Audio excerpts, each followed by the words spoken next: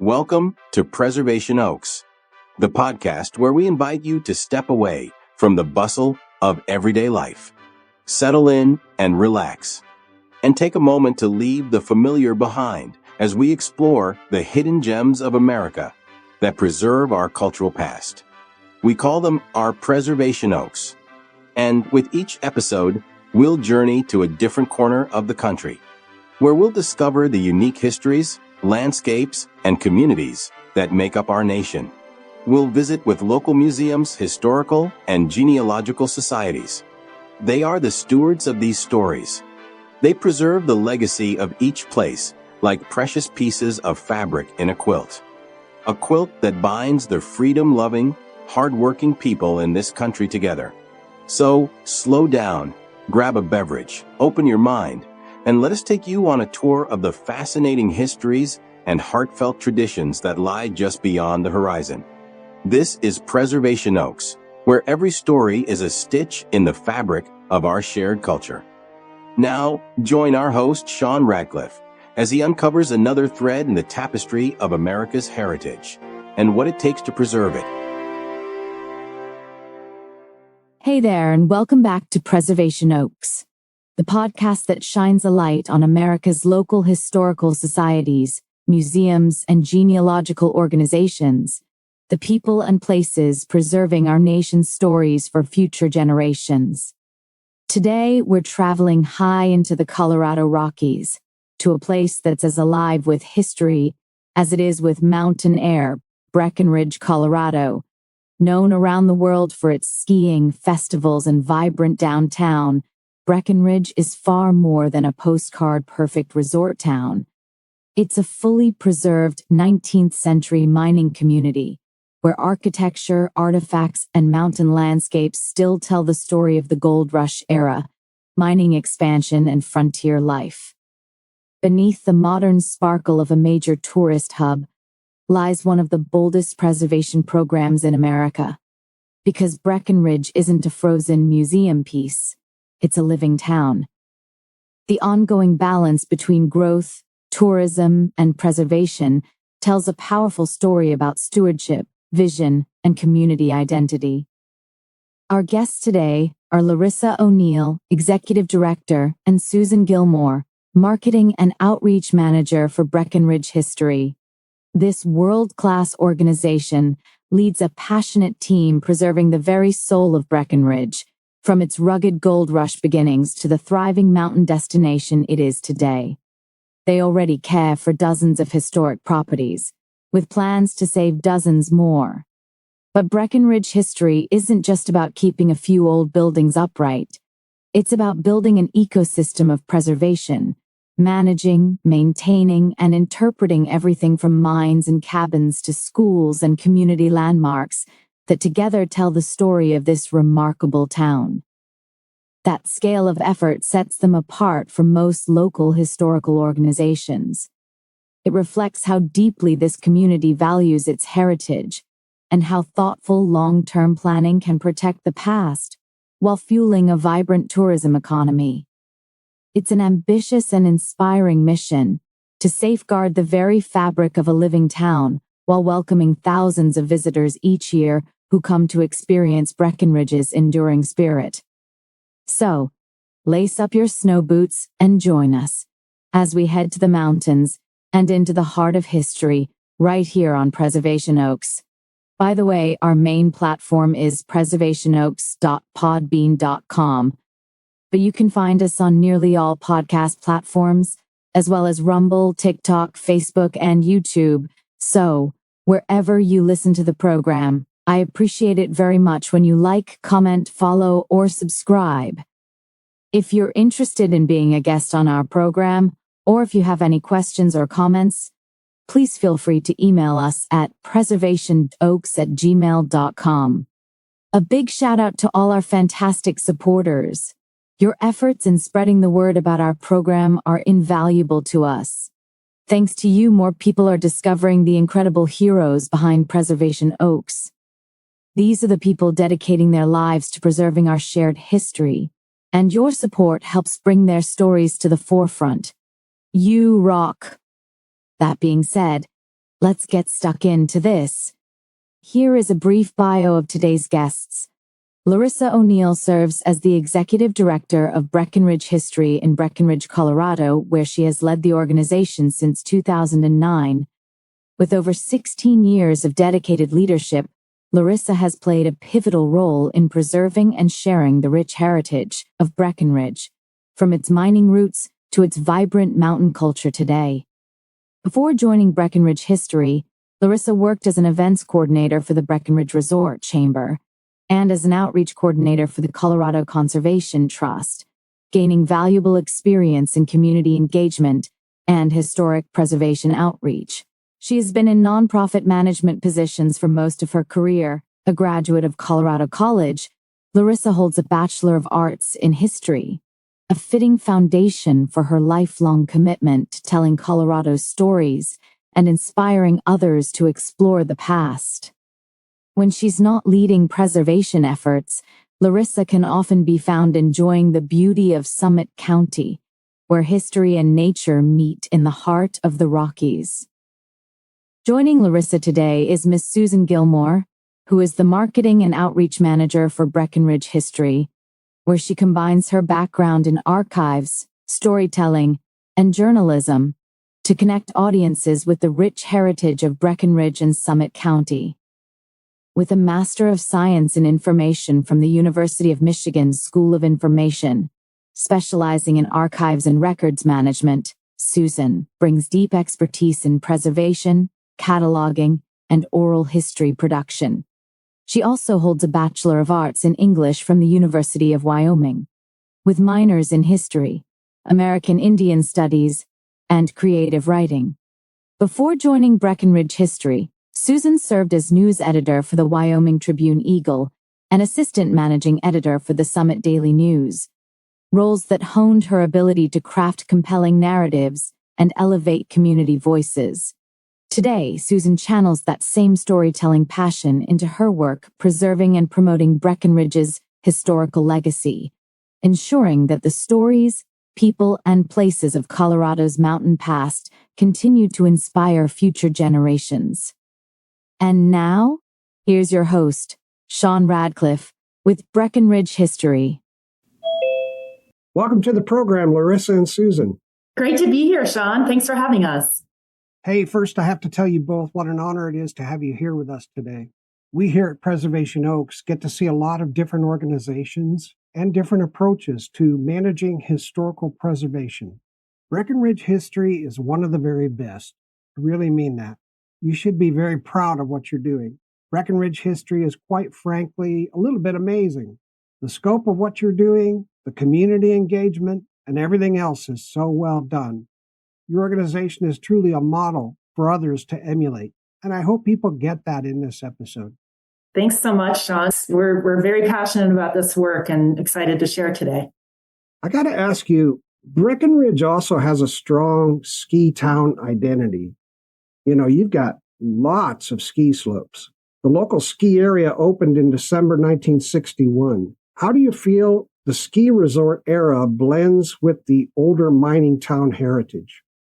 Yeah, Sean, it's interesting you asked that because I think a lot of people today associate Breckenridge just as a major resort destination with skiing as its primary focus. And a lot of what we tell people is, skiing's kind of always been part of our history. And skiing was with us when the first European explorers got here and when gold was discovered. It was not for the same purpose for recreation that it is today. It was more a mode of transportation, getting to mines, just getting around in general in the winter months. And so skiing really has been an evolution for us, and it's very much tied to our mining history. And even before the resort opened in 1961, skiing was a recreational sport up here, even in the Victorian era. And then we had ski jumps. And when the ski area opened, we still had mining. And so it was really this evolution. It wasn't just one day mining and one day skiing. And so skiing is really deeply rooted in our history here. Yeah, it's interesting. We also hear from a lot of people that right now we're living in the white gold rush era, where snow is kind of what's bringing people to the area. And that's really how it's always been. Our natural resources have always driven traffic into this area, all the way back to Ute history, when Native people were in the area during the summers for the animals and the plant life that were here. Then our miners came in looking for the gold, and now it's the snow that brings our people into town. The main difference is that we're using much different equipment than they certainly were more than 100 years ago when skis were 12 feet long and made out of wood. Now we have these fancy skis with metal edges that give us a lot more control. So it's definitely evolved. Absolutely. And for women, it's nice that it's evolved, that we're not skiing around in skirts as much either, unless that's a choice you want to make. What, they used to do that? They did, yeah. Oh, my goodness. Oh, that would be difficult. Right? Now, which local museum or historical exhibit, perhaps managed by Breckenridge History, do you feel is the most under-visited but deserves more attention, and why? You know, it's really exciting. This year, we've been able to learn a lot more about Barney Ford's story.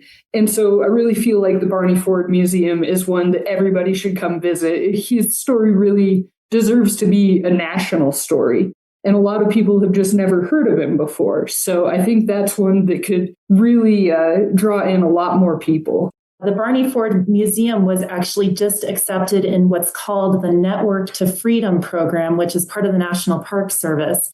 And it celebrates those sites that are associated with the Underground Railroad. Well, you know, what is this museum in Breckenridge, Colorado doing on this Underground Railroad list? Well, it has to do with Barney Ford's story. And he was an escaped enslaved person and led this incredible life, just underscored by perseverance and resilience, lived in many different places, was part of the abolitionist movement in Chicago, but had a place here in Breckenridge for a period of time. So you'll have to come to the museum to get the full story, but he really is a person of national importance, and we're so thrilled to have his museum here right in the heart of town, right on Main Street. Wow. What was he doing there in Breckenridge? Was he a miner or what? Well, he was a restaurateur. He had a lot of businesses, and he did mine for a short period, and that's what brought him out to Colorado initially during the Pikes Peak Gold Rush. But he saw a great advantage in getting involved in what we call mining the miners, or being in the business of serving the miners and the people who came to mining towns. So he had a couple of different restaurants here. He also had hotels in Colorado and even up in Wyoming, and that was where he did his best. And yet he also dealt with a lot of hardships, multiple fires that burned down his businesses, and found his way back every single time. And so it's really a story of inspiration. Well, he must have been quite an entrepreneur. Congratulations on the award. That's very cool. Thank you. We're really excited about it. Hey, if you could resurrect one event from Breckenridge's past, I don't know, say an old mining festival, a Railtown event or something like that, for a one-day celebration, what would it be and how would you stage it? The event that comes to mind for me is one called No Man's Land. And this goes back to a really funny moment in Breckenridge's history during the Great Depression in the 1930s, when a group of women were studying several maps and came to the conclusion that Breckenridge had never been formally annexed into the United States. It was in this kind of donut hole territory and was its own no man's land. And so they went to great effort to stage this huge event. They got the governor up here. They had a marching band, hundreds of people, during a time that was very depressed up here and throughout the nation. They got national news coverage. And, meanwhile, the Colorado State historian said, oh, no, Breckenridge was part of some treaty in 1819, just you're fine. But it was sort of ignored. The women went on. They had this incredible event. And to this day, we kind of tie into that. Breckenridge is now sometimes tongue-in-cheek called the Kingdom. And it all goes back to this 1936 flag raising event and this sort of idea that Breckenridge is its own independent nation, if you will. And so that's the event I would love to see happen again. Wow, that's cool. Yeah, you could do that every year and have flag raising. Very cool. Yeah, we might have to be inspired. Right? Yeah. The world. I bet a lot of people would be interested in that, especially, during tourist season. Hey, let's start with the big picture. What are some intriguing historical anecdotes from Summit County or Breckenridge that showcase its unique identity? Yeah, so we've got a lot of interesting history here. I don't know if you've ever heard of Tom's Baby before. No. Okay, Tom's Baby is the largest gold nugget ever found in Colorado, and it was found up at Farmcombe Hill here in Breckenridge. It's wire patch gold, which is pretty unique to this area. It's a beautiful piece. It was more than 13 pounds when Tom Groves found it. And the story says that he wrapped it up like a baby and brought it into town because he was worried that somebody might steal it. Oh, yeah. Well, eventually, Tom's Baby goes missing. And it was missing for nearly 80 years. Oh. It was found by a Breckenridge historian, Mark Feaster, in a box labeled dinosaur bones down at the Denver Museum of Nature and Science.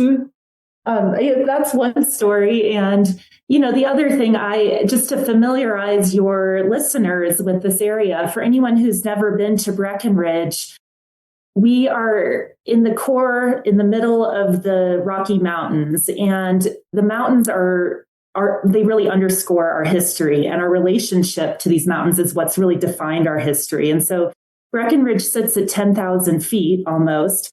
We have peaks around us that are close to 14,000 feet.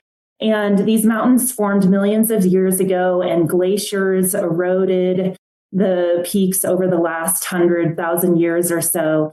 And they created the valley in which we are now, and what led to kind of that modern history of gold being found here, and what spurred, our more contemporary history as well. So that relationship to this place is something that is present throughout our narrative. Well, I'm completely awestruck right now because you've got the biggest gold nugget ever found, and somebody sticks it in a box labeled dinosaur bones?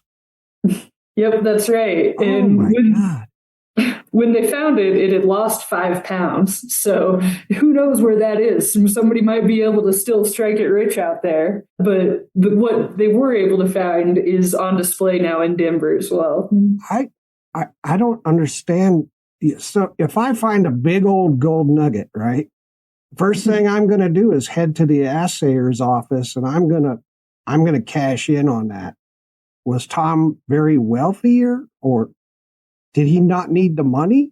Well, Tom was just one of the workers in the mine. And, the miners themselves were not the ones making all of the money at that point. These were days when the lone prospector was far gone, and everything had been consolidated. And so it was really the mine owner who made the money off of Tom's Baby. Okay.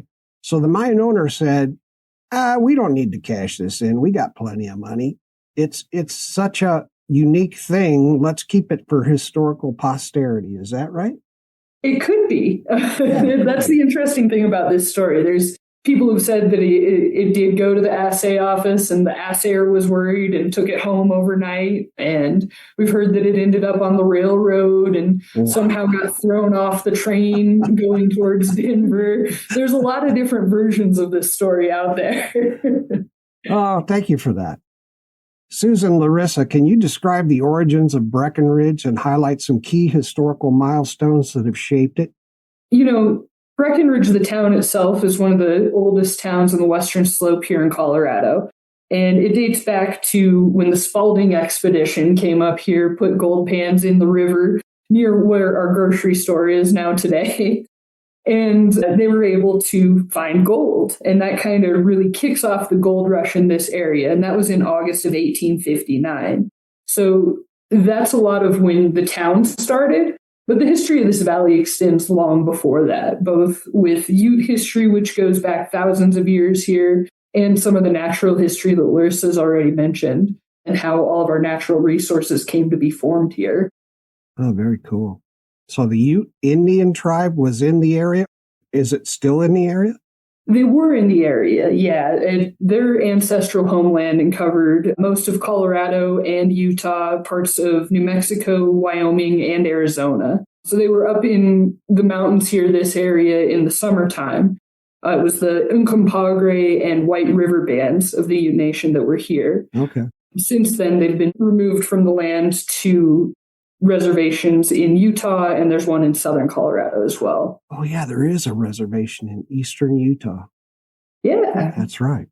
Thank you for that. Yeah. Can you discuss the distinctive features of the region your organization covers that pose both obstacles and possibilities for preservation efforts?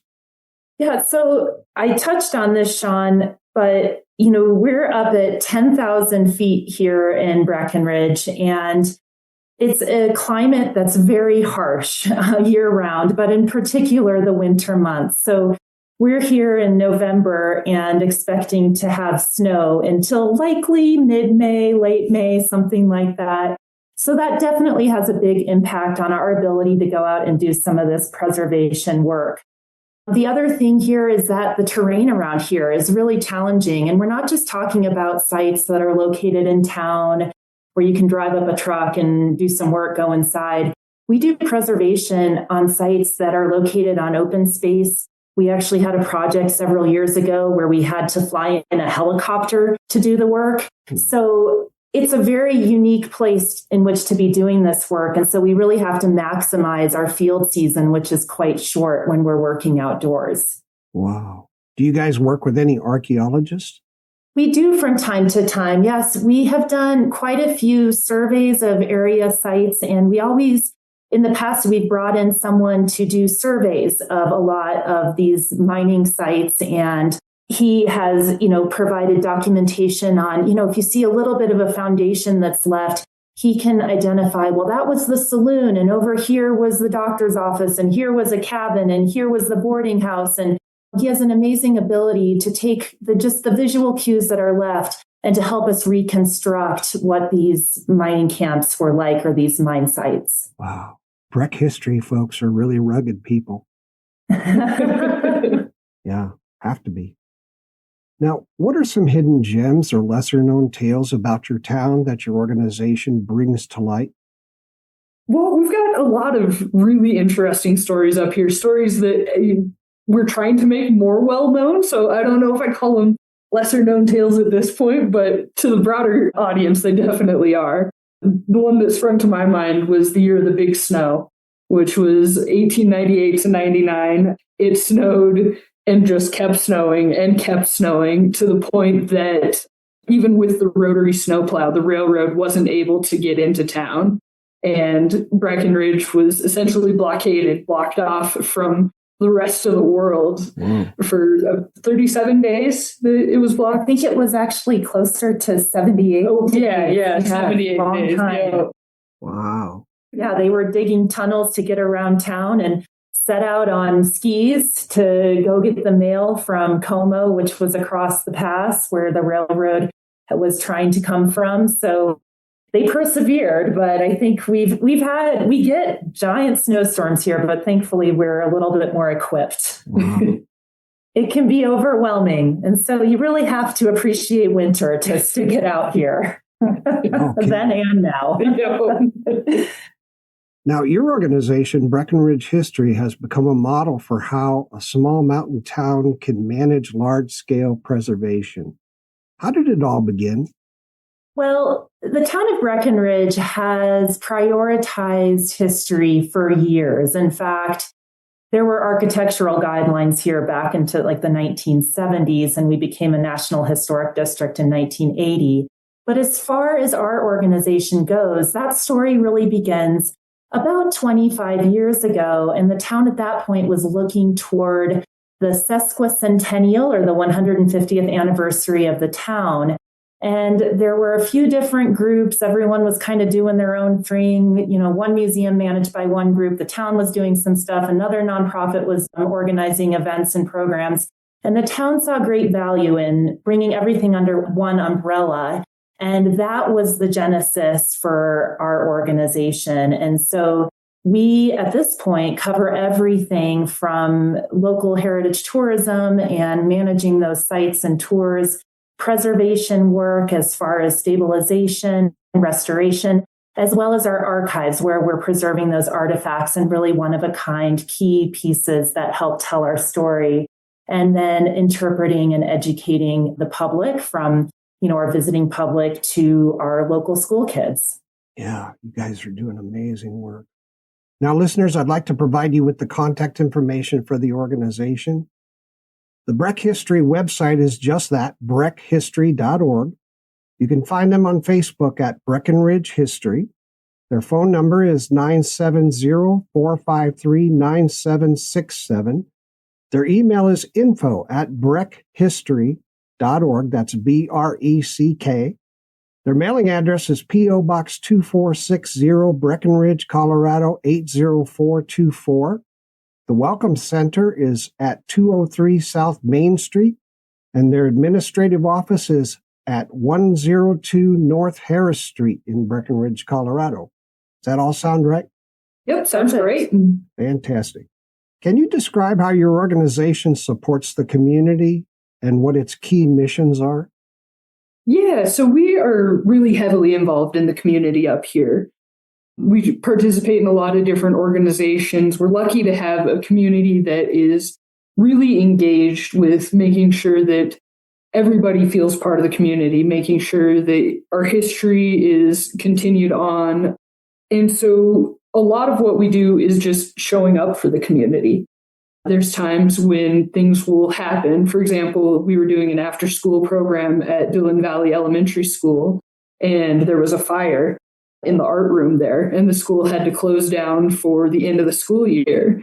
But the Keystone Resort stepped up and let them all come out to the resort and hold classes there. And we went and provided a day's worth of programming for all of the students that were there to where they could still get an educational experience, even if it wasn't exactly the classroom experience. Oh, that's very cool.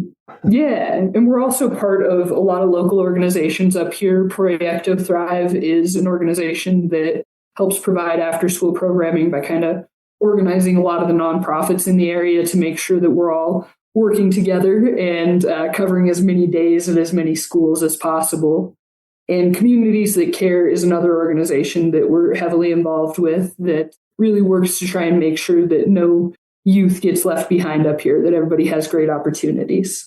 Fantastic. Now, I'm a little confused by the National Historic District. Is that in the whole of Breckenridge, or is it just a part of Breckenridge? That's a great question. It's just part of Breckenridge, and it's the area that is comprised of the most structures that fall into what's called the period of significance, which is 1859, when gold was discovered here, to 1942, which is when mining more or less ended. It kept ticking along, but 1942 was all mining. Mining kind of came to a stop because of World War II, and mining kind of came to a conclusion because all the efforts were going to the war. Okay. It's very cool. You guys should go on your favorite map app and go through Breckenridge, because I want to tell you, it's really nice. Now, can you discuss your personal journeys and the experiences that brought you to your roles in the organization? Sure. Yeah. I feel like I've kind of had two separate career lines going for a long time. My master's is in archives and records management, and part of my undergraduate degree was in American Indian Studies and history. And so I've always had this real interest in history. But professionally, I got into the newspaper world for a long time, was working as a copy editor and news editor, all kinds of fun things like that. And I feel like this job has kind of been a marriage of both of those, that I get to do all the really cool history stuff, but I get to also do the marketing side and design signs and all kinds of fun stuff. And then I get this great education component that's come in too. So it's really been unexpected but wonderful convergence of all the weird things I do. Wow, that's really cool. Nice background. Thank you for sharing that. Yeah, thank you. And I had the opportunity in college, just kind of on a whim, to take a history class. And I was so inspired by my professor. I still have these visions of him just like jumping around the room, his hair just like flying all over the place because he was so excited about what we were talking about. And he was such an inspiring person to be involved with at that point in my life. And so I kind of traded out, I think it was like pre-med or something, and launched into history instead in college. And from there, I had a fellowship with a local or a statewide grant-making organization and really started to get into nonprofit management. And so I'm really fortunate to have kind of married those two interests here at Breckenridge History. Yeah, we're lucky to have you guys, let me tell you. Good job. Thanks. Now, we've got winter of 2025 and then 2026 coming up. What notable events or exhibits are on the horizon that the community should look forward to? Well, we've got some really fun stuff coming up for the USA 250 Colorado 150 celebrations. I think the biggest one coming up right at the start of the year for us is Americans, which is an exhibit from the National Museum of the American Indian. It's a traveling exhibit. We're one of only a handful of communities in Colorado that have been selected to host it. And it's going to be at our Welcome Center Museum. It'll take the whole first floor. It'll be here for mid-January to about mid-March. And so we're really excited to do a lot with that education and just get as many people in to see this really cool exhibit as possible. Yeah, fantastic. You guys probably get thousands of visitors to Breckenridge for the skiing tourism.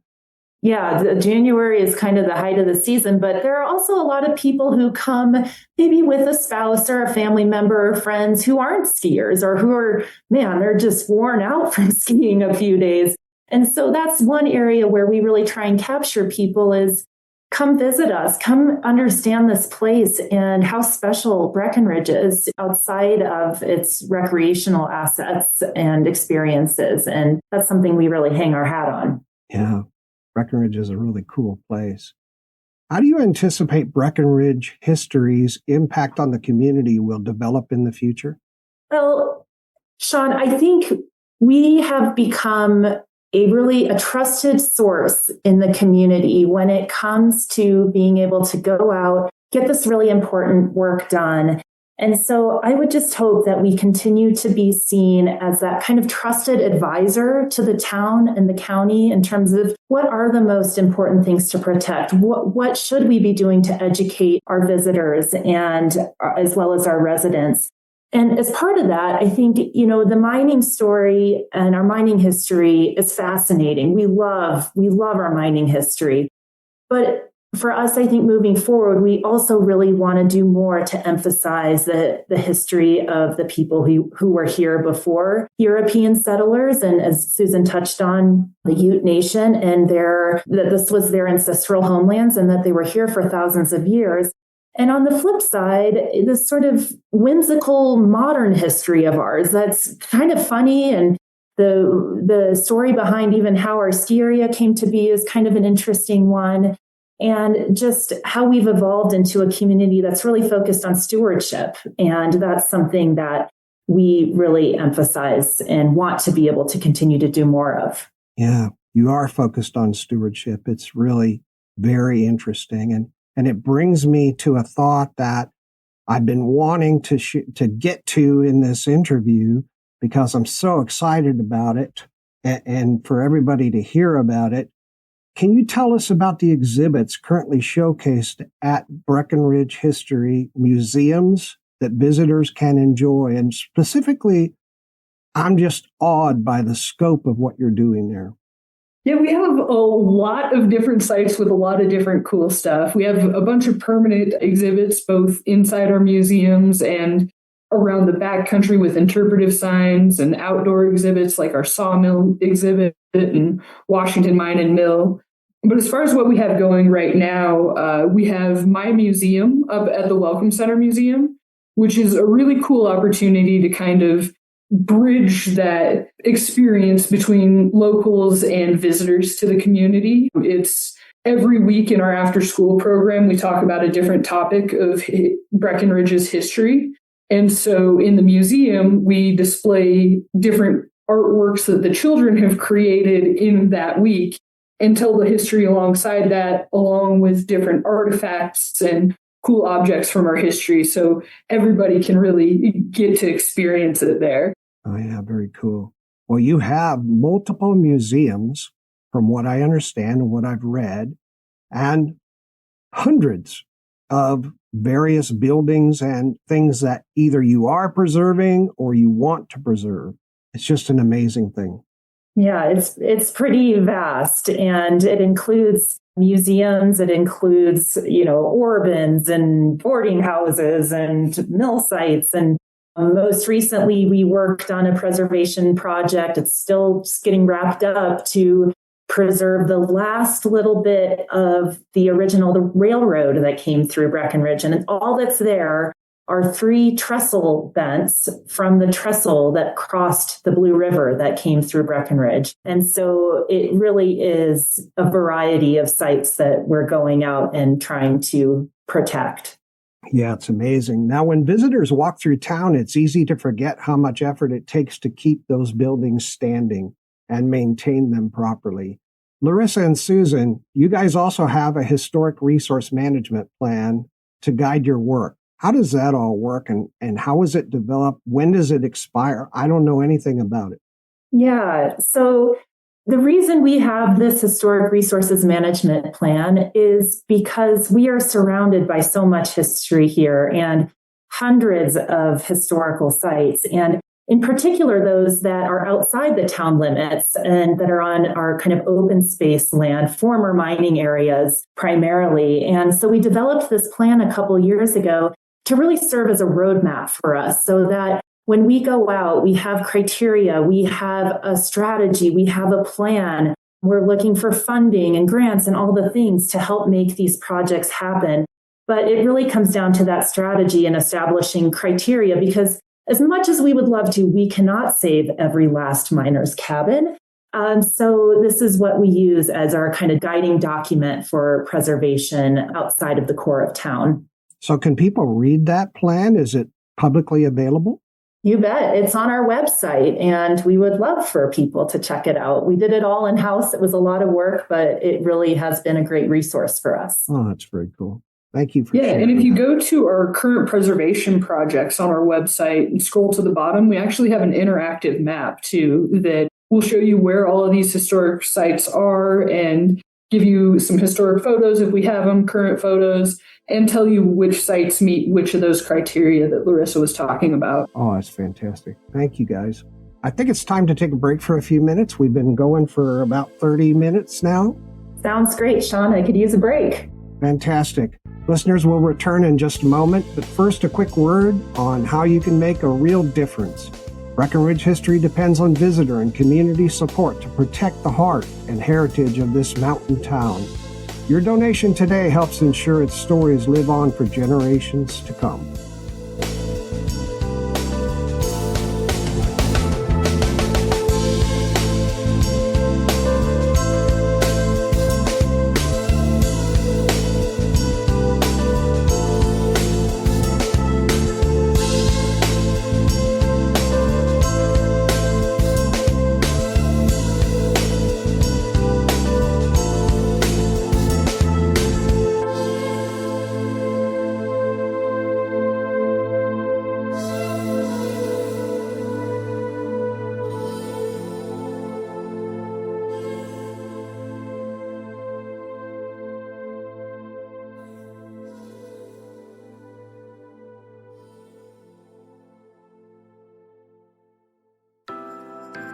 In the heart of Colorado lies a town whose story has never stopped being written, Breckenridge, Colorado. It's a place where the gold rush era still echoes through the mountains, where 19th century buildings still stand proud, and where the past and present meet on every snow-dusted street.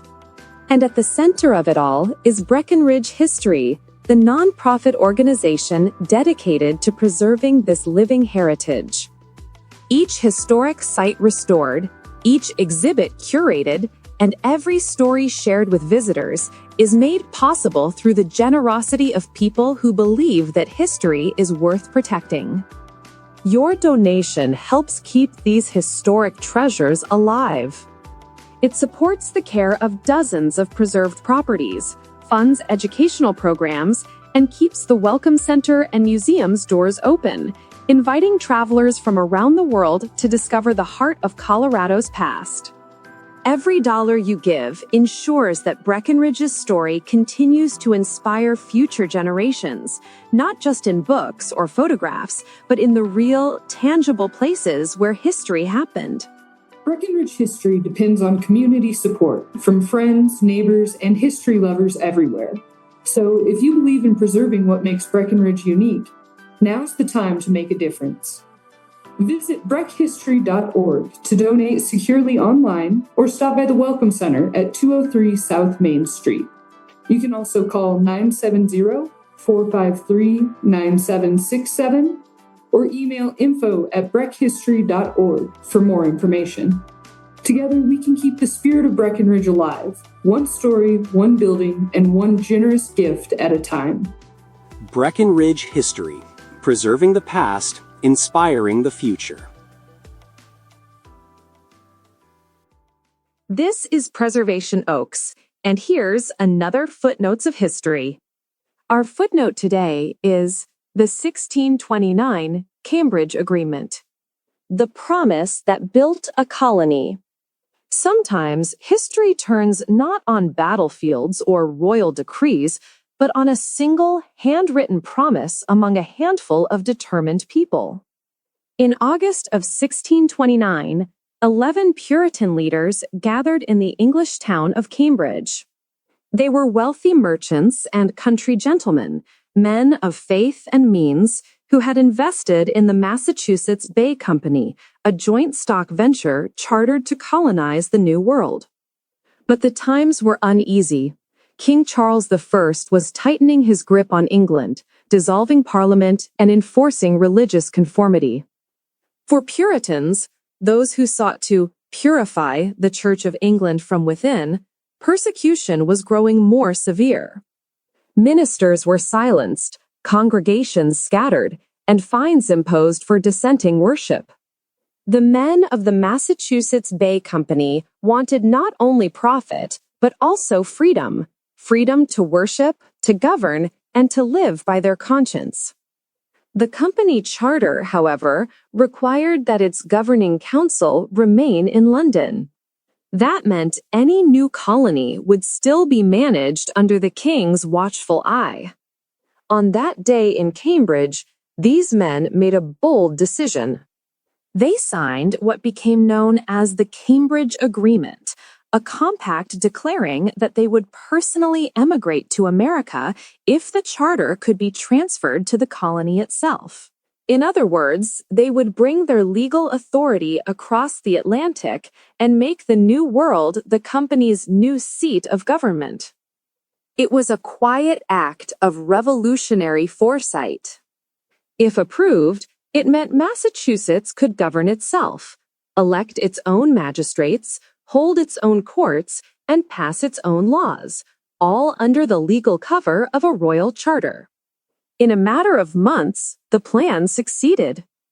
The charter was indeed carried across the ocean, and in 1630, the Arbella and its companion ships set sail with John Winthrop and nearly 1,000 settlers. When they landed in Massachusetts Bay, Winthrop preached his now famous sermon, a model of Christian charity, envisioning their new community as a city upon a hill, a shining example of faith and moral order for the world to see. Behind that lofty vision stood the practical courage of the Cambridge Agreement. It created the legal foundation for what became one of the first self-governing colonies in America. From that seed grew the Massachusetts General Court, the Puritan town meetings, and ultimately the concept of government by consent of the governed. This small act of paperwork in 1629 laid the constitutional groundwork that, more than a century later, would echo in the American Revolution. The Cambridge Agreement may not appear in most history textbooks, yet its legacy runs through the DNA of American democracy. The idea that authority can and should reside among the people who live under it. This has been another Footnotes of History, brought to you by Preservation Oaks. Because even the smallest signatures, the faintest ink on paper, can ripple through centuries and help us understand the value of preserving the stories that built our nation. And now, back to Preservation Oaks.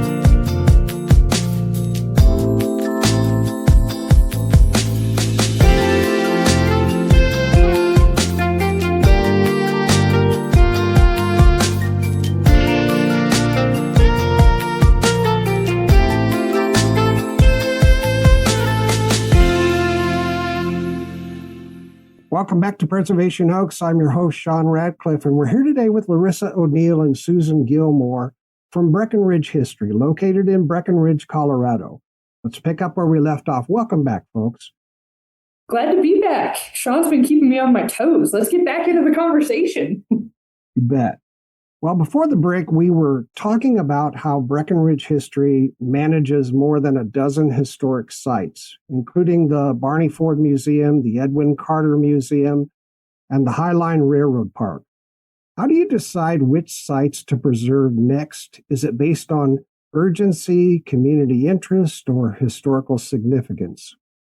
Well, it's kind of all of those things and then some. So we have a matrix that we use to help us evaluate a lot of these area sites. And one is kind of access. Some sites are more difficult to reach than others, and we want to protect those that people can actually get to and appreciate. We're also looking at those that have interpretive potential. We want to be able to tell a story, because without the interpretive part of it, preservation doesn't have the same value. But you talked about a couple others or mentioned them. Urgency, certainly, if something's at risk of collapse or falling down. Interest, and something that's maybe one of a kind or really special to the community.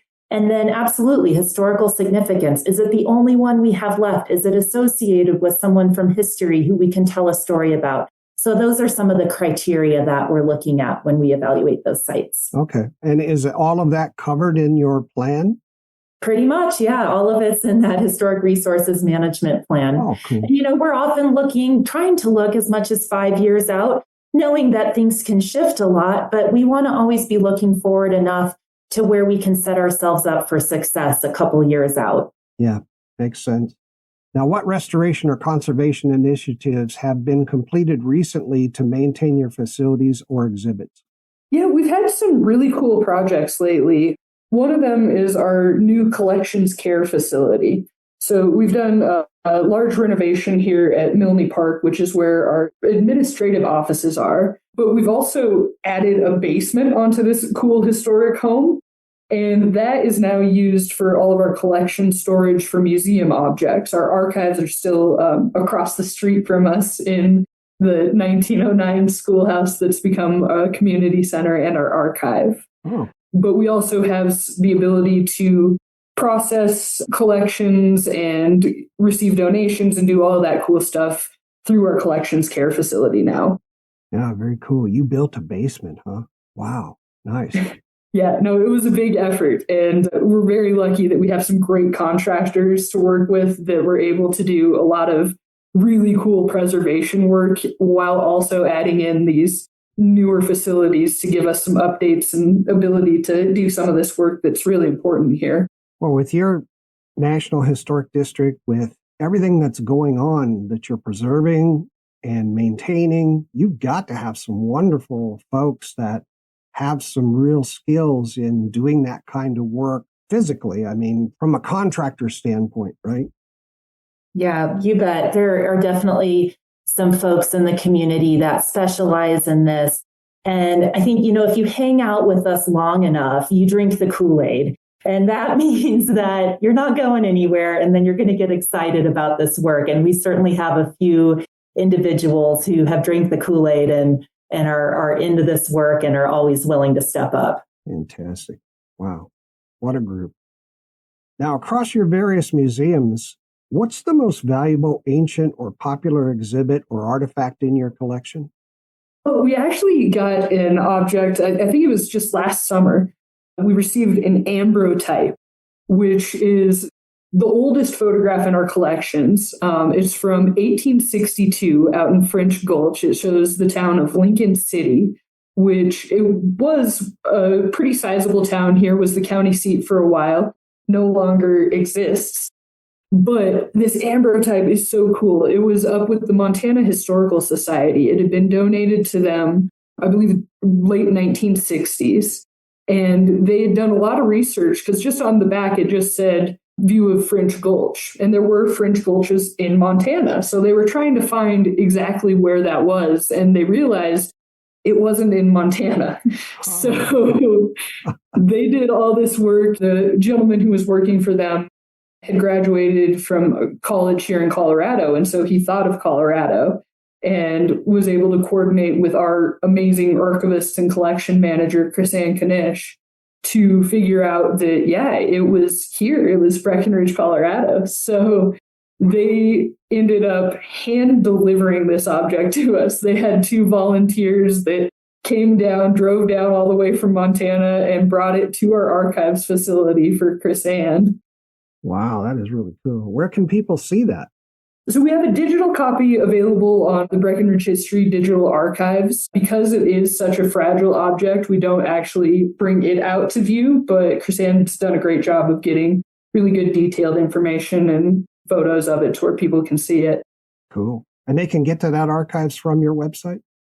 Yeah, absolutely. If you go to the research tab on our website, you can go there, or you can go straight to breckhistoryarchives.org. Oh, a separate URL. Okay, cool. Now, can you discuss your organization's strategy for digitizing historical documents and images and what benefits it brings to accessibility? Yeah, our archivist does an amazing job of processing collections as they come in. I had the opportunity to work at the American Heritage Center up in Wyoming under Mark Green, who was kind of the father of MPLP, more product, less process. And so Chris-Ann and I talk a lot about how much work you put into the processing side versus being able to get those objects out to the public as fast as possible. And she does a really great job of blending those to make sure that, yes, she's getting things out there very quickly. We have more than 2,000 items in our digital collections at this point, but she also includes all of the historical information that she can to make sure that there is a real research value to those objects as well. Oh, very cool. Thank you for that. Yeah. Now, what do you use to organize and catalog the items in your collection? What software are you using? Yeah, so we work out of Atom, Access to Memory. It's designed by a company in Canada called Artifactual. And it's just a really nice product that is super user-friendly. It has great search functionality that'll go through all of the keywords in these historical documents and be able to really provide a full return on people's results to give them as much information as possible. And it's cool that it allows you to host photos, documents, oral histories.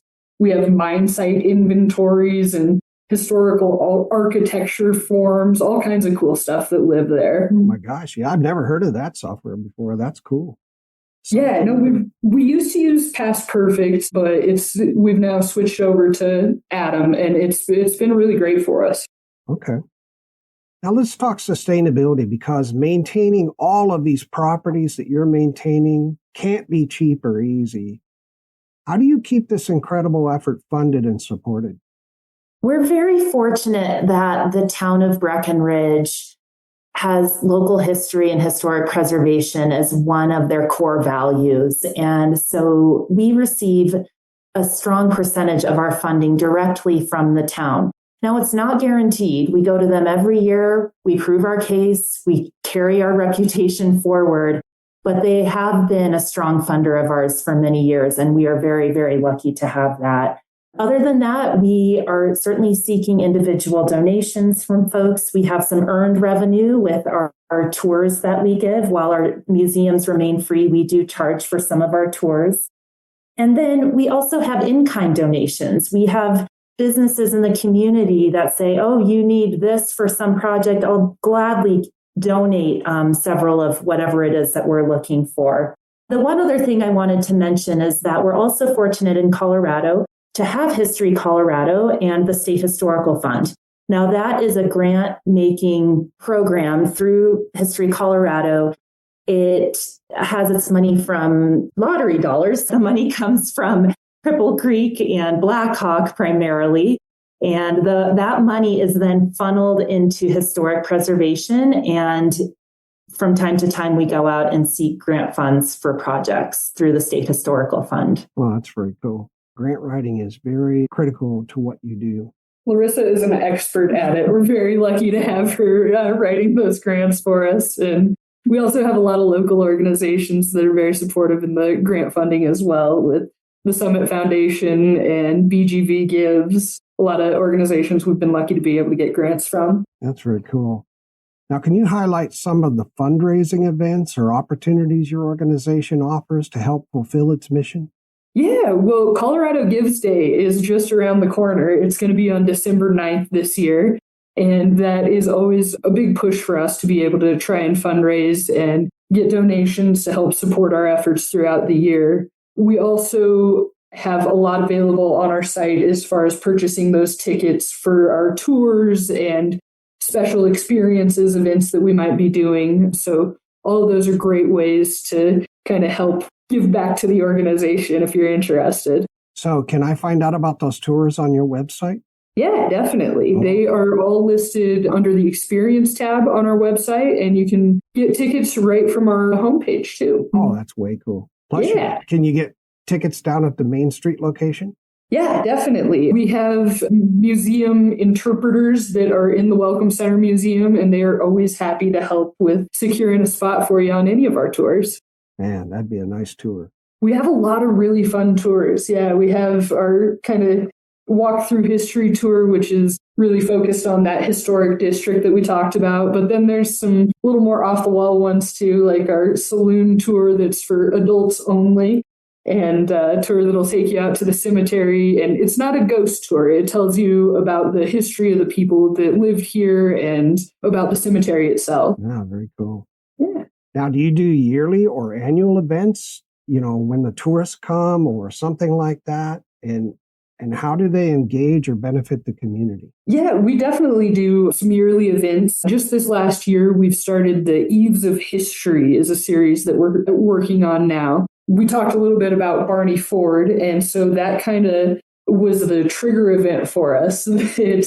We host this Eves of History on July 3rd at the Barney Ford Museum. Gives people the opportunity to come in the evening and hear this amazing story of freedom on the night before Independence Day. And we like to try and tie in with a lot of the bigger local events that are going on here and really try and help support other local organizations and gain support through them as well. In the summers, we do a concert series with the National Repertory Orchestra and Breck Create that is really fun. They're like pop-up concerts all over Breckenridge. And you can come out and get a little information about the history and the arts and hear some amazing musicians. Wow, very cool.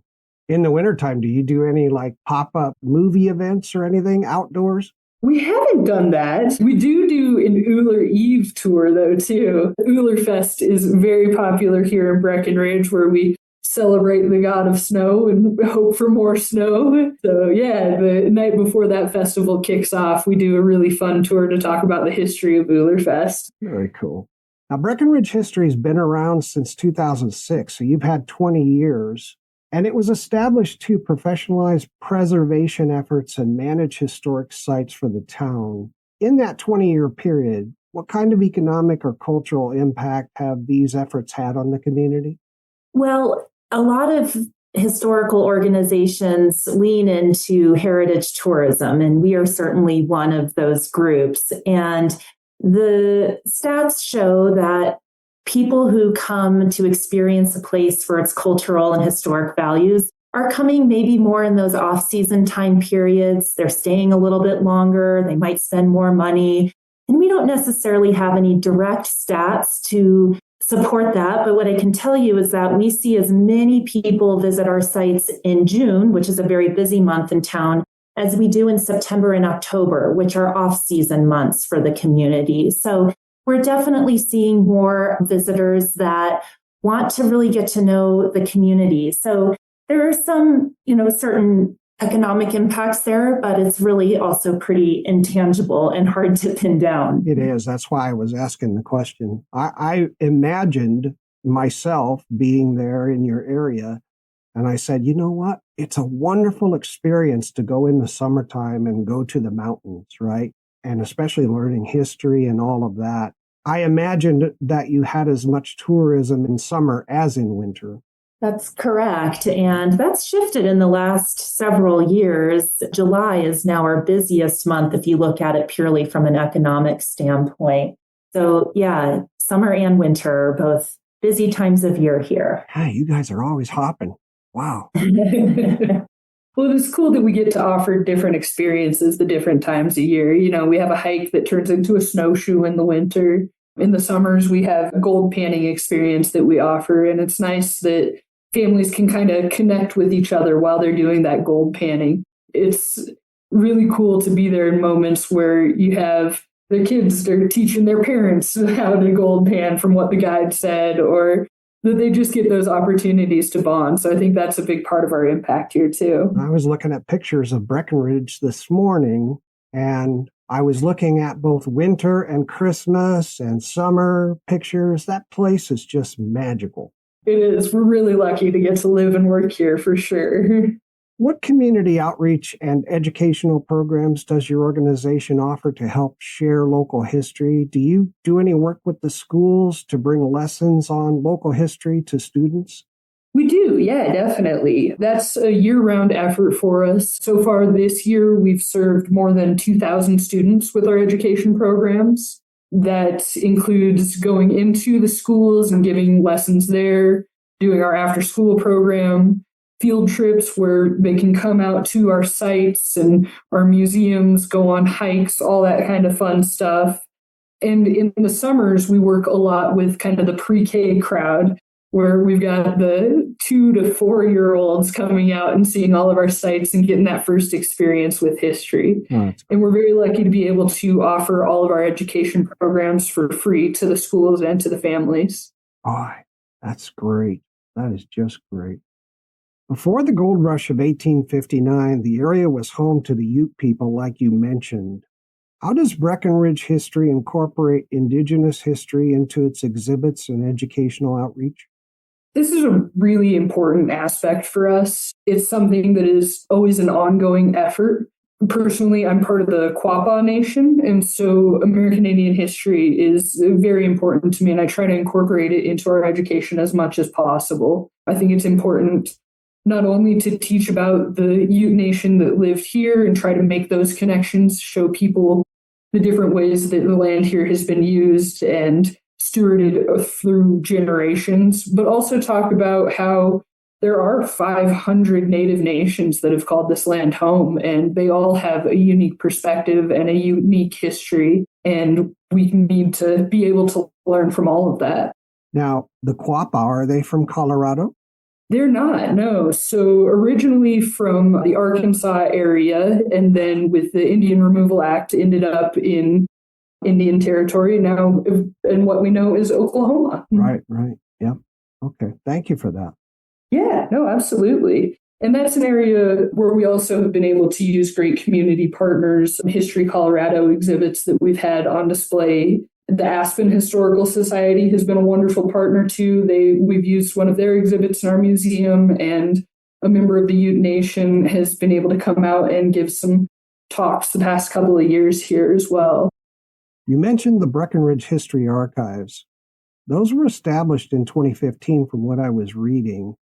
And I wondered what kinds of discoveries have researchers made there, and how do these finds change the way you cover local history? Well, so that is a really interesting one. One of the more fascinating ones probably is our archives have actually been used as evidence in a murder case. Oh, wow. Right? So we weren't necessarily the only piece of evidence available, but phone books from our collections were able to help kind of pinpoint things and make a big discovery in a murder case that had been going on for a while up here. So stuff like that is really cool to be able to be a part of and be a part of changing history in a way. But then on a more regular basis, Chrisanne was discussing how many architects come in to check out our collections and look at like, all right, this is what the exterior of this property looked like when it was originally built, and how can we go ahead and embrace that in our modern construction, and how do we go ahead and tell these stories and make use of the archives to make that lasting in the historic district especially. And that's an interesting thing here too. It's we always get calls from people when mine shafts pop up in backyards or in school parking lots. Oh yeah, I suppose that would happen. It does. Oh my goodness. Now, can you share some of the volunteer opportunities available for those who want to contribute to your organization's work? Some of the best ways that we've had volunteer involvement have been with some of our projects, maintenance, sprucing sites up, everything from just going out and raking a yard at one of our museums to showing up and helping at a project. We have a very strong board of directors, all of whom are volunteers and really get involved in this work. We also have one or two local contractors who have really supported our work as volunteers over the years. You know, just a few weeks ago, I needed to get this rail from Como, which is a town 20 or 30 miles from here, over to Breckenridge. Now, it sounds simple enough. It's two pieces of rail. Well, the rail is 30 feet long and it weighs 1,300 pounds. Oh, wow. I don't have a trailer. I don't know anyone with a trailer, but I called up our friend. His name is Ryan Schurman. He owns a trucking and towing business up here. And he's helped us out in the past, and told him what we were dealing with. And he kind of went silent for a moment. And then he said, oh yeah, I got this. I'm on it. And, you know, a few days later, he had delivered this rail to us just out of the goodness of his heart. He went and got it. He winched it on his truck all by himself and brought it to us. So that's just an example of how we really lean into our community supporters to help us out. I keep thinking about all the properties that you guys are maintaining, and the fact that at all of those, there's at least an opportunity for some volunteer work, right? In terms of maintaining the garden or maintaining the lawn or whatever it is at every one of those properties. You must have a really cool, extensive pool of volunteers. We definitely have some great people that we can call on. And even when we get crazy ideas, they will help us out with stuff. This past summer, we did a new series called Historical Hikes that's available on our website. And this gentleman named Preston is a volunteer for us. And he went out and hiked all of these trails, took amazing photos, did all kinds of research on what was going on in these properties, and sent all this information to us to where we were able to get this whole series up to where people can follow those hikes and go out and do them themselves too. Are you guys using QRC codes on the trails or at the properties so people can scan it and get information right on their phone? Yeah, definitely. With our interpretive signage at our different sites, we're all about using our QR codes. Yeah. Very cool. And the QR codes allow you to go much deeper. And then we also translate all of our signs into Spanish, often using those QR codes. Wow. You guys are awesome. Now, the town of Breckenridge has transformed from a 19th century mining town into a world-class ski destination, yet it has one of Colorado's largest historic districts, as we've discussed, with over 200 preserved structures. How do you balance preservation with the pressures of tourism and development? Breckenridge History is special in that we get to be kind of the cheerleader for local history and preservation. We are not regulatory, but we are advocates. And so we have put ourselves in that role of being the champion for preservation. That being said, the town has prioritized historic preservation for decades. They put in architectural guidelines in the 1970s, both for new construction as well as historical buildings. This was after years of buildings just getting kind of torn down, burned for practice, people leaving them because they didn't want to pay their property taxes. But that value system has really changed, and we became a National Historic District in 1980. And now all of that regulatory work happens with our local planning commission, which means that the oversight of that is really built into our town code. And that group does all of that work and oversees it. Now, there's also a tourism office, and they work hand in hand with the town to really do that delicate dance of how much tourism is too much, when do we need more? And it's always a bit of a push and a pull. And yet that seems to be something that the town has really done a really good job with, is always keeping a measured perspective on growth and tourism. It's very important to our economy, but it's not everything. Yeah, it's really difficult to do that effectively. But you guys have done that. I've looked through the town. It's just well done. A lot of people, a lot of different groups involved. Yeah. Now, Susan, I understand that you're an expert on collecting and preserving oral history. Are there any recent projects you can share? Expert feels so grand. Thank you. We have some really cool oral history projects here. Chris Ankenish and one of our interpreters, Lee Gervin, did a huge oral history project not long ago where they talked to people who were here in the 60s and 70s and 80s and sat down and got just these amazing stories. Breckenridge is such a unique community, and there are so many unique stories here. It's amazing how many times you hear from people, I was just coming up for a season, and then they stayed for a lifetime, or I just happened to run out of gas in Breckenridge, and they become a mainstay here in town. So we have a lot of those great oral histories, and they are available to check out on our archives website. But we're also working on a new platform, which is Bloomberg Connects. It's this fantastic program, an app that is available to all museum and cultural organizations. And we're going to have a guide hosted on there that will include a lot of our oral histories as well. Oh, cool. And it's called Bloomberg what? Bloomberg Connects. Okay, very cool. And so Can I go just to the web and look for Bloomberg Connect and find something? You will be able to. Yeah, absolutely. They are a really cool organization that works with museums throughout the world. Our guide is going to be launching later in December. But we'll have a lot of great information on there. Fantastic. What are some standout publications your organization has created, and how do they contribute to local historical knowledge?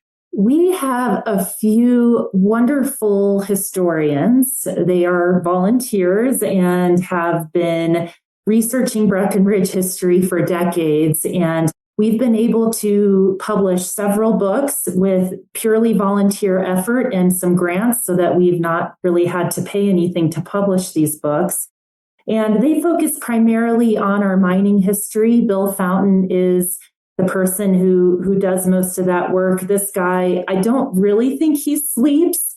He's just always researching and such a great knowledge base. And so we have, I think, 7 books now, mostly mining history. And then he also went down a rabbit hole focused on law enforcement. So the whole series is called Chasing the Dream, to play on that story of the seekers who were coming out here to find their fortune. But the last book is Chasing the Bad Guys, and that one is the law enforcement history of the area. Oh, cool. And where can people get these books? They are available at our Welcome Center Museum, or give us a call. Very cool. I noticed that they're also available on your website. Yeah, you can fill out an inquiry form, and then, we're happy to get those sent out to you. Yeah. Fantastic. I'm sorry to interrupt Larissa and Susan, but it's time for us to take a break for a few minutes. Thanks for the opportunity to take another break. I could sure use a moment to stretch my legs. Fantastic. Listeners, stay with us. We'll be right back with some great information on visiting Breckenridge history and its fascinating museums, exhibits, and historic sites. It's one of the best ways to have fun, learn something new, and support the heart of Breckenridge.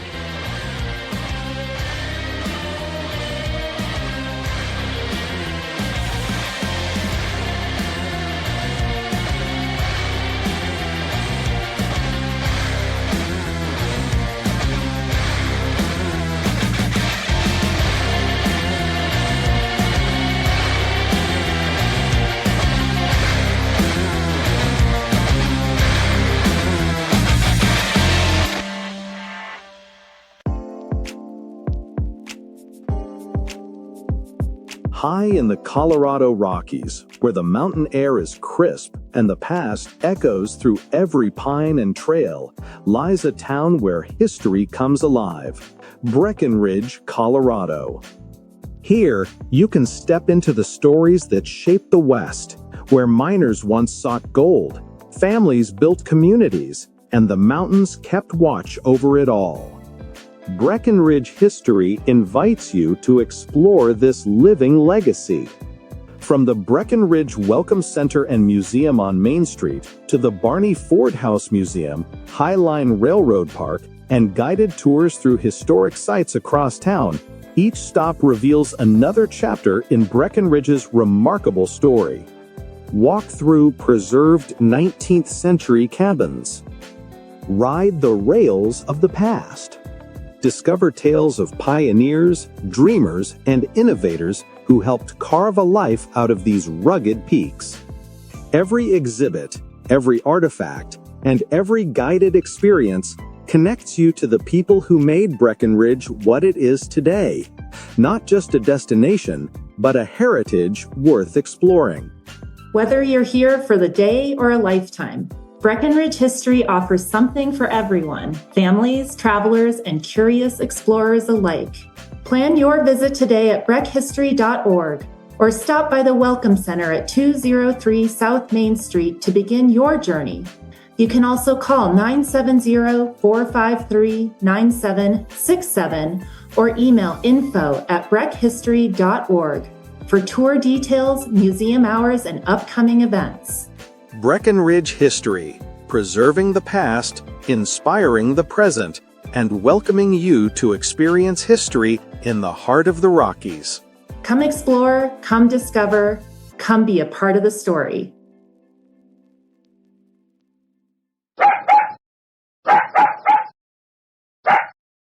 You're listening to Preservation Oaks, where new episodes are created for you every 2 weeks.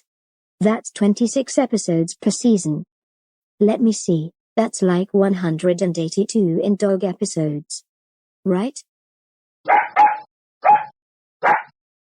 Now, just listen carefully to what I'm telling you. I want you to get up off of your overworked bottom and immediately connect with your local historical or genealogical society and volunteer to make a difference in your community and the people all around you. Before you even think about saying no, remember that little weekend you had last summer at the lake. Well, I've got the pictures to make your life utterly miserable, you little twat. Now get up and get going. You hear me? I said do it now. I am General Matto Vandu Maximanus, from the planet you refer to as BD 114672C. I am the legate of the 2nd AB Picturis B region, governor of the approaches to NU Octantis AB, interplanetary consul, commander of the legions of AB Picturis A, 91 Aquari B, Mu Leonis B, and Gamma Librae B, and I listen to Preservation Oaks on Microstream Radio. And now, back to Preservation Oaks.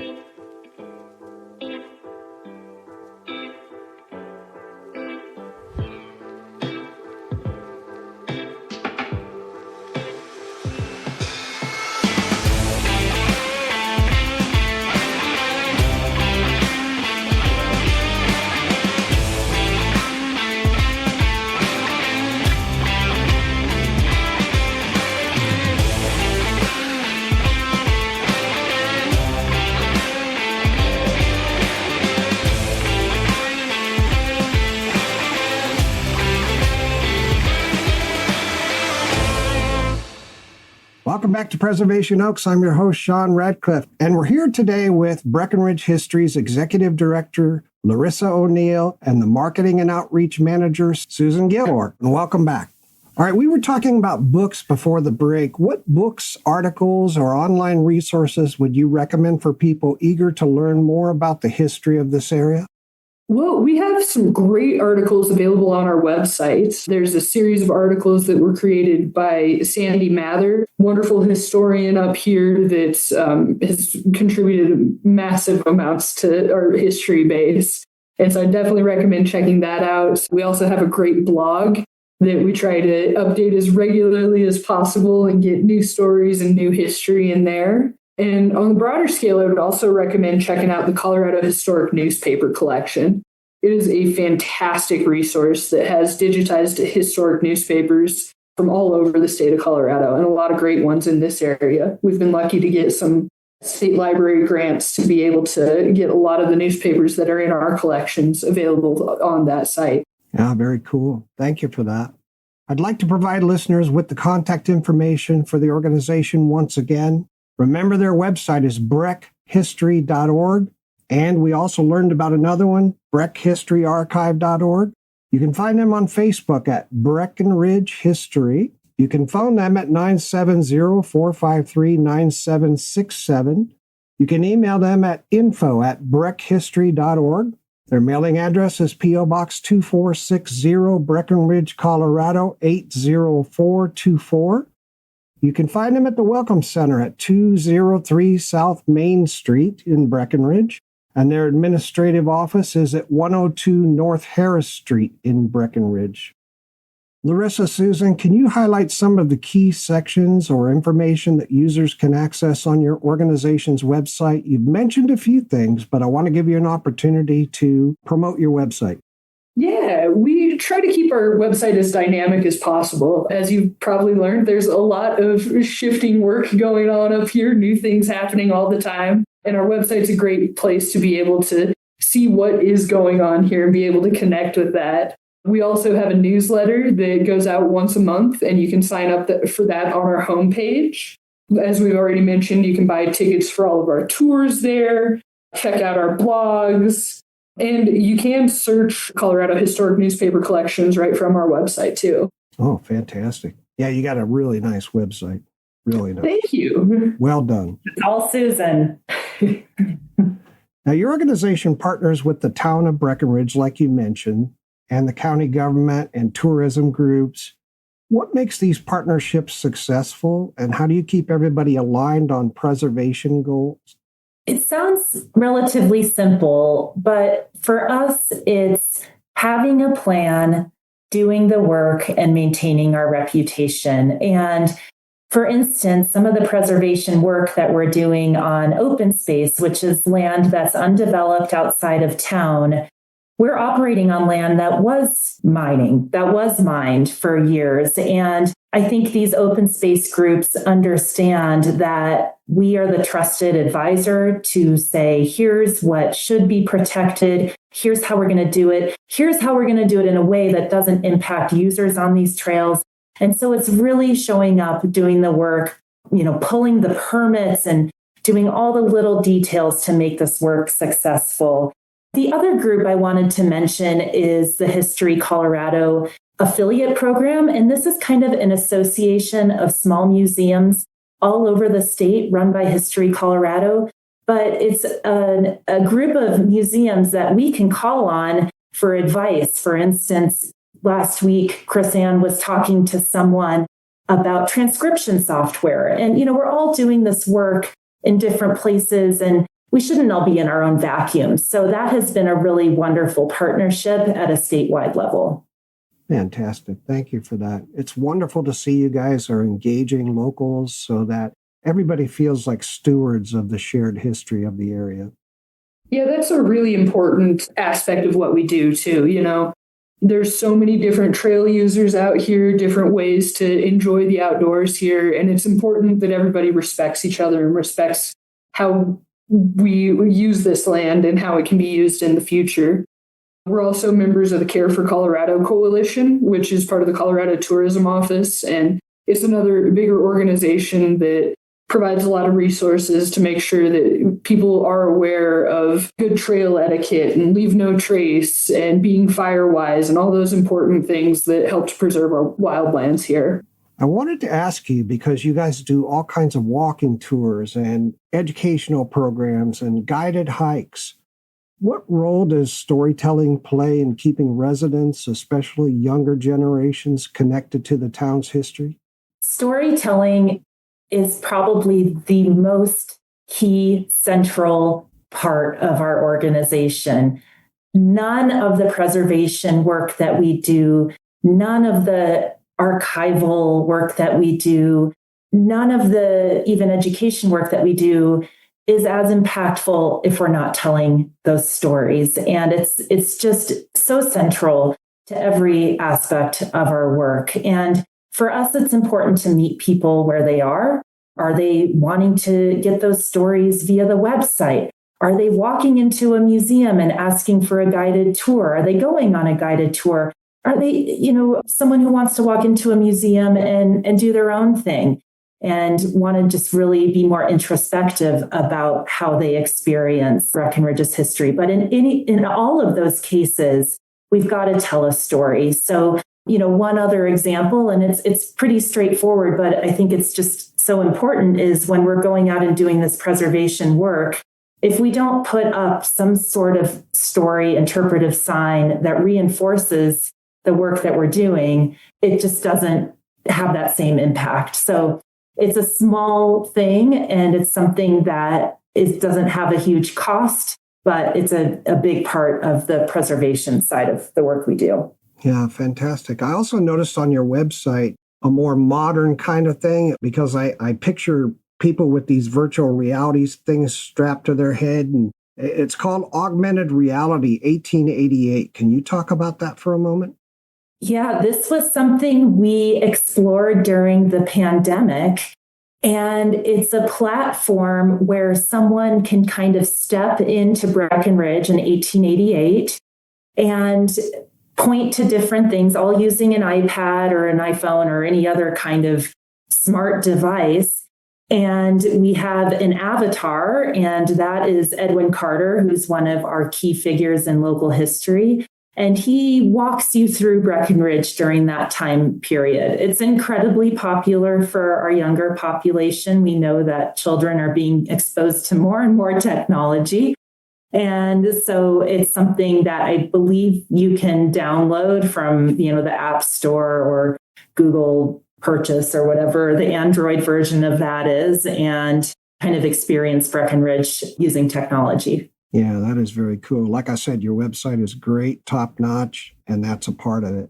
Is there any additional message or important information you'd like to share with the community or your members? I think we're honoring all aspects of our local history. There's a lot of interest in the fanciful tales of Breckenridge and the skiing and all of these glamorous parts of our local history. There's also a lot of struggle, people who aren't represented very well in our books and narratives. And that's something that we feel is so important, because as amazing as it is to live here now, people really struggle here too. The cost of living is extraordinarily high. Jobs are hard to find. Housing is tough. And that's something that's been central to Breckenridge's story since the beginning. And we want to make sure people can relate to that part of our history as well. So that is something that we feel is vitally important. And then that, history is all around us. We're all part of this history. We're all making history every day. And I think that really resonates with our local school kids when they feel a connection to something that happened here and they feel a part of it. Yeah, well said. Thank you. Now, Larissa and Susan, how does your organization measure the impact you have on visitors and the community? Do you use some form of management or metrics framework?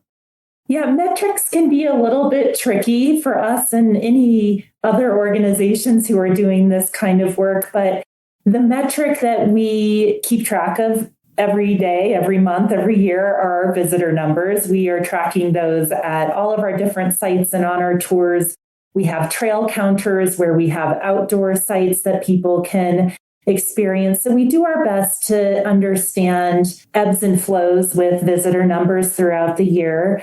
We also ask people to leave us with reviews on Google at our museums and tours. And it's really fun, almost always reading those, because people are so gracious and kind with the things that they have to share about their experiences with us. The other thing that I'd like to mention is Susan and I were at this conference a few months ago, and the CEO of History Colorado said that local students who, or I should say, students who study local history in their social studies curriculum are 5 times more likely to graduate from high school.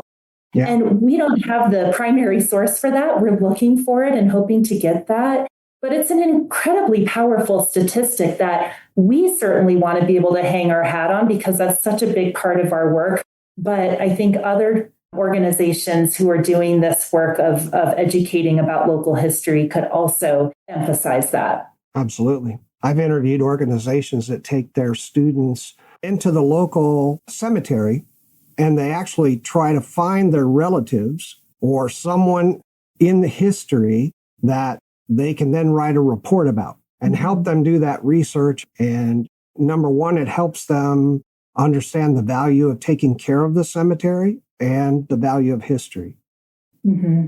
Yeah, absolutely. That's definitely an area that we try to emphasize too. Memorial Day, we'll have the 4th graders from one of our elementary schools come out and help us place flags at all of the veteran cemetery gravestones, to where they get an idea of just what that means here and just why you give a day off of school, or, the importance of the history behind that. And like Larissa said, we really value the feedback that we can get from our visitors as well. That's a huge metric for how we're doing. Well, Larissa and Susan, I want to thank you both for such a wonderful conversation today. It's been a true pleasure learning about the incredible impact you and Breckenridge History have on the community. And I'm really awed by the scale of the work you're doing, the kind of work that makes your organization so unique. It's really inspiring. Thank you again. It was a real pleasure to spend some time with you. Thank you so much for having us. You're welcome. And with that, we'll end our time with our guests, Larissa O'Neill and Susan Gilmore. Listeners, please stay tuned for my comments and wrap-up, which is coming up next.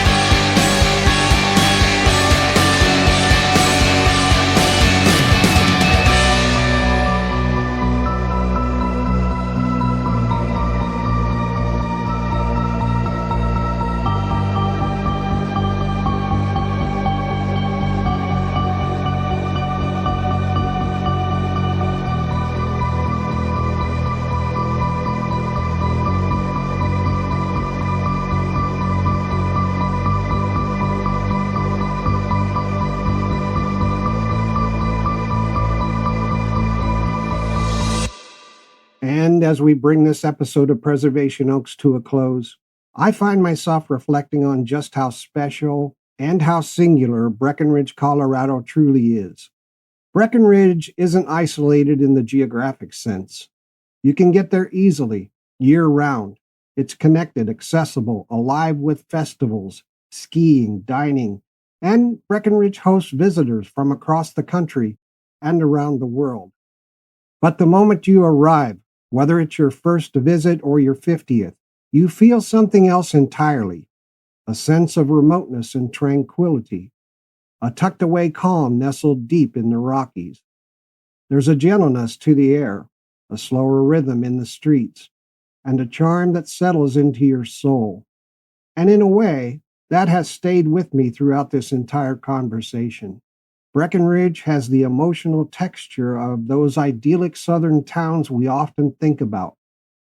Those places where magnolias bloom in summer, where time seems to pass just a touch more slowly, where history is lovingly cradled by the community. Breckenridge captures that same welcoming spirit, that same warmth, that same timeless grace.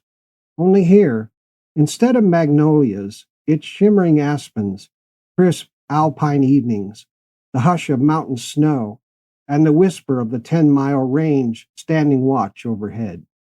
It's that extraordinary blending of rugged frontier history with a gentle, heartfelt sense of place that makes Breckenridge unlike anywhere else in America.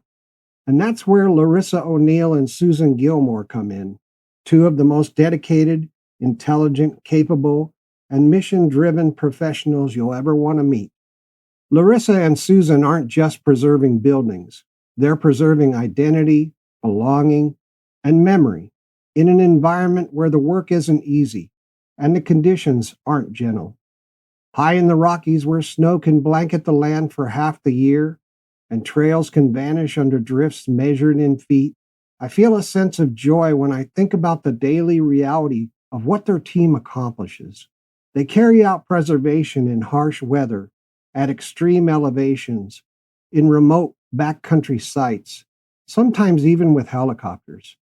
And they do it with passion, precision, and a deep love for their community. And let's be honest, it would be easy, so easy, for people to say, well, Breckenridge History is successful because they already had hundreds of historic sites. They were just lucky. But that's not the truth. Breckenridge intentionally chose preservation. They deliberately choose stewardship. They chose to protect their heritage. Those sites could have been lost, left to rot, bulldozed, abandoned, or forgotten. But instead, the people of Breckenridge recognized the soul of their town and said, this matters. And because of that, they now stand as one of the great models of historic preservation in America. Through Larissa and Susan's voices today, we heard some incredible human stories that helped define this town. We heard about the astounding resilience of Barney Ford, an escaped enslaved man who became a restaurateur, hotel owner, and a major figure in Colorado's history. His story, preserved just off Main Street, is one of the great American stories of perseverance and courage. We heard about the year of the big snow, when Breckenridge was cut off from the rest of the world for over a month. Imagine that, digging tunnels through town just to get to a neighbor's door, skiing over the pass to retrieve the mail, and holding a community together through sheer grit and camaraderie. We heard the tale of Tom's baby, the legendary gold nugget cradled like a newborn and then lost for decades, only to resurface mislabeled as dinosaur bones. We explored the origins of Breckenridge, from the Ute people who lived here for thousands of years, to the Spalding expedition, to the miners, to the early ski pioneers, to oral histories of modern-day residents who came for a season and simply never left. And we heard about the human warmth of this place, the volunteers who show up at dawn with tools in hand, the contractors who donate their time and expertise, the after-school programs where local children learn about their own community's history, and the powerful moment when students place flags on veterans' graves for Memorial Day, connecting their young lives to the stories of those who came before. We also talked about the extraordinary accomplishments of Breckenridge history. Dozens of museum-quality sites preserved, stabilized, and interpreted. A thriving digital archive with thousands of items made available to the public. Cutting-edge technology from augmented reality to virtual tours. A world-class education program serving thousands of students. Both permanent and rotating museum exhibits. Historic resource management planning that stretches years into the future. Community engagement that brings history to life through hikes, tours, concerts, and special events. And a deeply professional preservation team whose work protects some of the most significant mining-era structures in the West. But even with all of this success and momentum, Breckenridge history needs its community, its supporters, and people like you, listeners who care about heritage, preservation, and the stories that shape us. As Breckenridge history looks toward the future, there are new preservation projects that require investment. There are more historic sites that need stabilization. There are more children who need to learn the stories of the place they call home. There are artifacts waiting to be digitized, exhibits ready to be brought to life, and important indigenous and multicultural narratives that deserve greater visibility. And on that note, let me remind everyone, Colorado Gives Day is December 9th. This is a perfect opportunity to begin or continue a family giving tradition. If the work of Breckenridge history has touched you today, if you believe in the power of place, memory, and stewardship, if you want to help protect one of the most extraordinary communities in the Rocky Mountains, please consider donating any amount at breckhistory.org. Your contribution truly makes a difference. And if you plan to visit Breckenridge, and I sincerely hope you do, reach out to the organization directly at their website at breckhistory.org, their digital archives at breckhistoryarchives.org. You can find them on Facebook at Breckenridge History. You can phone them at 970-453-9767. You can email them at info@breckhistory.org. Their mailing address is P.O. Box 2460, Breckenridge, Colorado 80424. Their welcome centers at 203 South Main Street, and their administrative offices at 102 North Harris Street. Go there, take a tour, visit the museums, walk through the historic district, explore the trails and interpretive sites, scan the QR codes, meet the team, ask questions, feel the living history under your feet, because Breckenridge isn't just a ski town. It isn't just a former mining community. It isn't just a place with beautiful views. It's a place with heart, a place with memory, a place with a gentle, welcoming soul, an unexpected southern charm carried on mountain winds, a place where rugged history and tender community coexist in a way that feels almost magical. And with winter now setting in and the real snows about to fall, I honestly can't think of a better, more relaxing, or more meaningful destination in the good old US of A. Larissa, Susan, thank you again for your generosity, your time, and your extraordinary service to your community. And to our listeners, stay warm, stay curious, and keep celebrating the people and places that make America's heritage so rich, so complex, and so worth preserving. All right, if questions occur to you, and you'd like more information, please connect with Breckenridge History via the contact information provided. I hope this information helps the audience understand how valuable Breckenridge History is to the community and what kinds of excellent services they have to offer to their members and the public. Breckenridge History is truly one of our nation's preservation oaks. All right, that's a wrap for this episode. Music used today is from Cymbalbird, Wave Music Studio, Silverhoof, Bright Light, Dennis Drummer 85, Ballatic, In Plus Music, Audio Earth, and Scott Holmes. Hey, this is Sean Radcliff. See you all next time on Preservation Oaks. And until then, keep on giving and keep on living the good life. Microstream Radio is a registered trademark. You can visit at www.microstreamradio.com. This broadcast is owned and copyrighted by Microstream Radio. It cannot be rebroadcast, downloaded, reproduced, copied, or used anywhere without the written permission of Microstream Radio. Preservation Oaks starring Sean Radcliff originates in Salt Lake City, Utah. Be sure to join us for our next episode on your favorite podcast platform. This is Sonia Maxwell speaking. Preservation Oaks has come to you through the worldwide podcast platform Podbean, and our home is preservationoaks.podbean.com. Hopefully you found today's episode useful, informative, and thought-provoking. If so, please like, comment, and subscribe. Remember that being free means being free to be curious, and that historical and genealogical societies and museums allow us to discover the past, be free to explore, where curiosity opens every door. Thanks to everyone for listening. Stay cozy, curious, and keep exploring the incredible stories that shape our world. Remember to cherish and support the preservation of history in your own communities. The content of this program is provided for educational and informational purposes only. Some material included in this program may be copyrighted by third parties. However, under Section 107 of the U.S. Copyright Act, the doctrine of fair use allows the limited use of copyrighted material without requiring permission from the rights holders when used for purposes such as education, criticism, commentary, news reporting, teaching, scholarship, and research. These uses are legally permitted even if they might otherwise constitute infringement. If you wish to use copyrighted material from this program for purposes beyond fair use, you must obtain permission from the copyright owner. If you believe your copyrighted material has been used in this program in a way that does not qualify as fair use, please contact us at preservationoaks@gmail.com. Thank you.